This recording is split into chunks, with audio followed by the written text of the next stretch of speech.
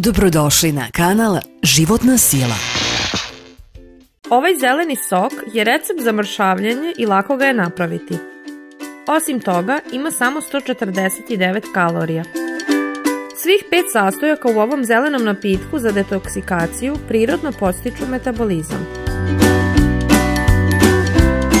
Sastojci: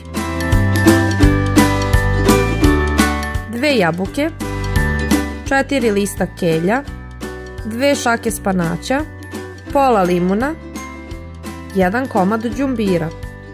Dobro operite sve sastojke. Uklonite sve kore i semenke pa isecite na komade. Stavite sve sastojke u blender i dodajte 1 šolju vode. Dobro izblendirajte dok ne postane glatko. Procedite kroz sito, odbacite pulpu i popijte sok. Ukoliko imate sokovnik, sve sastojke stavite u sokovnik, iscedite pa popijte sok.